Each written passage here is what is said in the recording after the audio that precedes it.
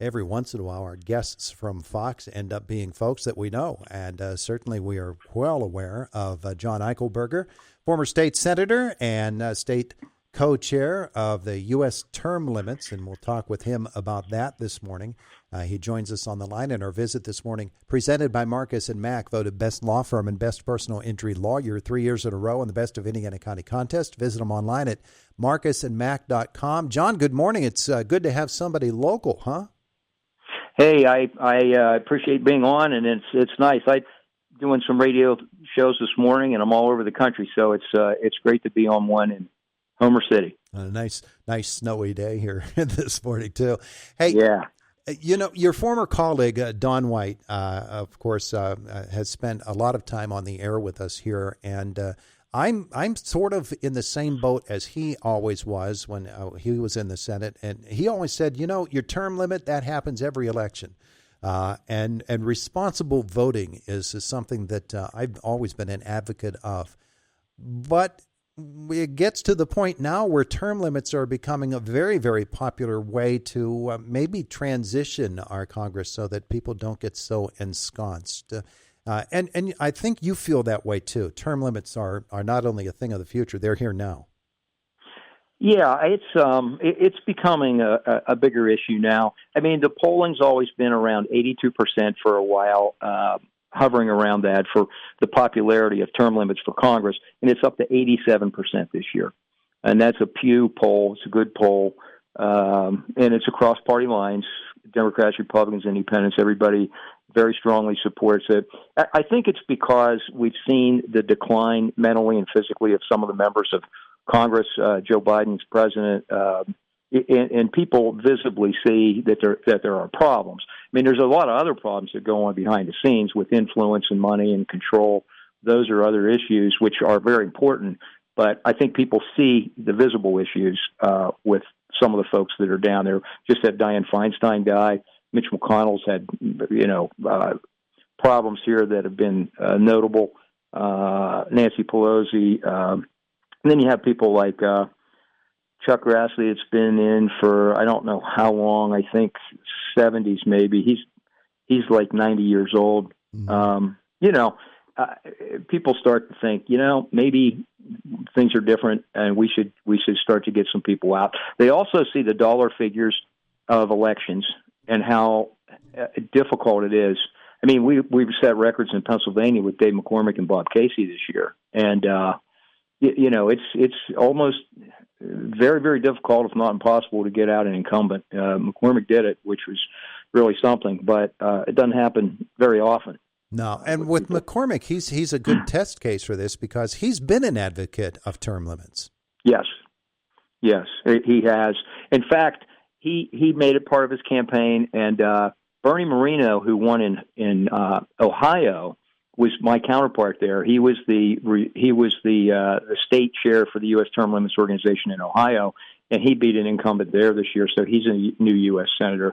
J.D. Vance was a pledge signer to support U.S. term limits when he was in the Senate. Trump has come out for it. Elon Musk has come out for it. Mike Johnson is Speaker of the House. At least he's the Speaker of the House this morning. I don't know what will happen later today, but he's for it. There's a lot of support now for it, and now's a good time to see if we can get it across the finish line. But we're also working with states. We had 3 states sign on this year with resolutions passed in the House and the Senate that they support a constitutional amendment for term limits, and we're really going to make a bigger effort in Pennsylvania this year to see if we can get it done here. Well, certainly the ability to do the job, the capacity to continue in what is a very, very demanding position is what has sort of pushed this to the forefront. But you touched upon it, the influence and the fact that some of these people, you have to chisel them out of Congress before they'll finally leave. Some people literally go to the end of their lives in Congress because they just keep getting reelected. There are real serious ramifications from people who are able to do that and stay in there, and voters not doing their job, because that's frankly what has happened. They're not doing their job and looking at these people and saying it's a problem if you're in there for that long. Yeah, and the longer you're there, the more isolated you become. You're out of your family and community for a long time. They get a different mentality, a different attitude when you're inside the Beltway for long periods of time, decades for some of those folks. And it's a twofold issue as far as I'm concerned. It's all the fact that you get a different mindset because you're there, you're listening to people that influence you, senior members, people that have influence in the caucus and in the Congress, lobbyists, the legacy media that's down there. That it's just a different mindset for those folks than it is going back home and talking to people that are your constituents.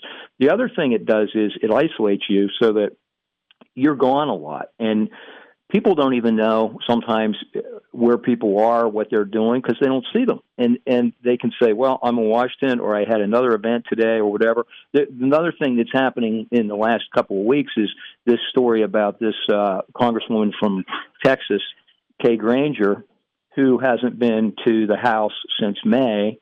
And they found out here in the last couple of weeks that she's been in a assisted living facility with some memory loss issues. Mm-hmm. And, nobody knew. That's a scary thing. Sure. that the public, her constituents, weren't aware that this was happening, and they really didn't have anybody voting in Washington for months. In Pennsylvania, Dwight Evans is a congressman from Philly. Hasn't been in since May. He had a stroke. Now he says he's coming back today, but he said he was going to be back in October and November and December. Mm-hmm. So we'll see if he's back today or not. But, and he was just reelected unopposed. It's so tough to get people out, even if they really should get out for health reasons, if nothing else. But, we lose a lot of the fresh ideas and the relationships that are built with other members and with departments, people they get to know in the system. So when you have things and you need to make budget cuts and do things, it's so hard for people that have friendships in agriculture and labor and industry and transportation and so on to go in and say, hey, we're going to have to make some cuts to your department. Some people are going to lose jobs. We're going to consolidate some things, whatever. You do that in business, but it's more difficult in Congress if they have relationships that they don't want to interrupt because all their friends there are telling them, we don't want this interrupted. We've got to have these people. We've got to have these programs. We've got to have all this. And we all know there's so much waste, but it's hard to get to the bottom of it when the people that you rely on to make those decisions and do the right thing and make efficient and effective government really are friends with the people that need to be cut. It's difficult for those things to happen. Yeah, it's so difficult to affect change in a legislative body such as Congress, but it's also difficult to pass a constitutional amendment. Yep. How is your group, U.S. Term Limits, how are they going to approach that and try to get this across the finish line? Well, we have a two-pronged approach. We'll continue to work with people in Washington to press the issue there, and maybe we can get another vote with this group. If the president and others are supportive of it, maybe we can get it done.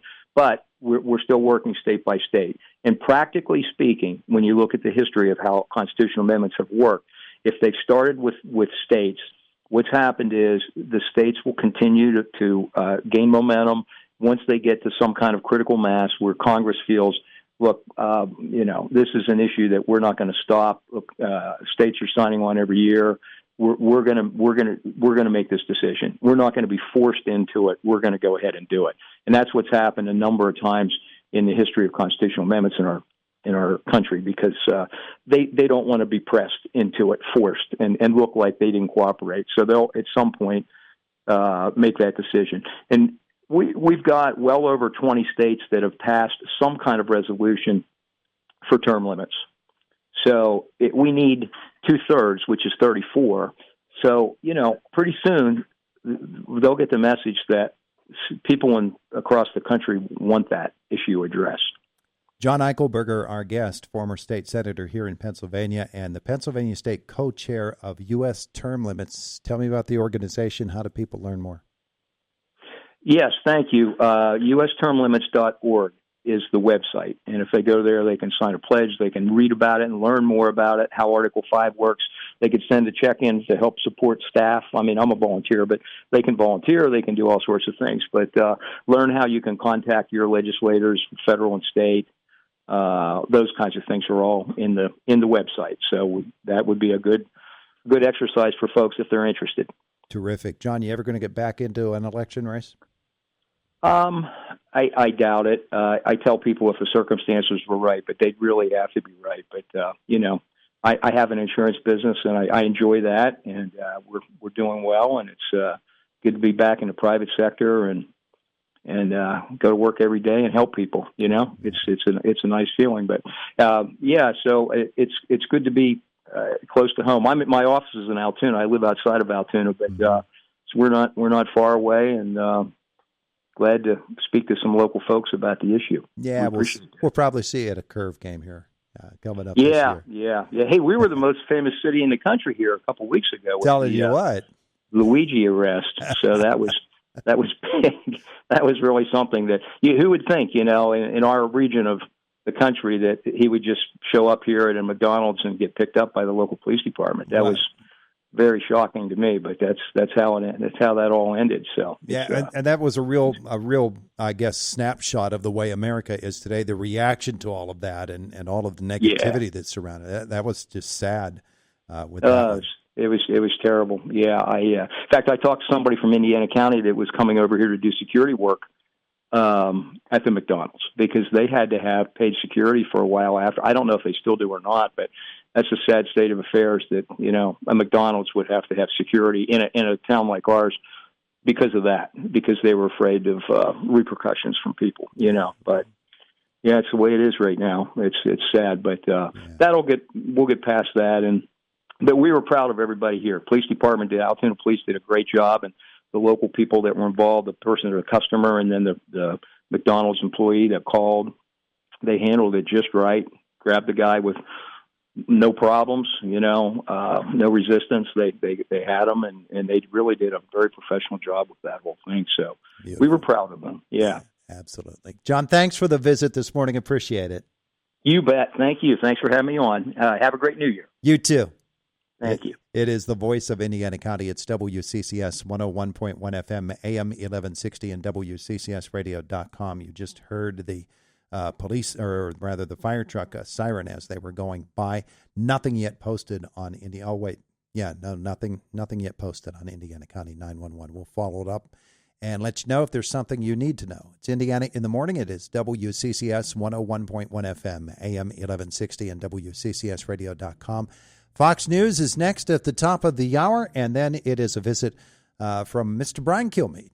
It is Indiana in the Morning, always presented by First Commonwealth Bank. It's the voice of Indiana County, WCCS, 101.1 FM, AM 1160.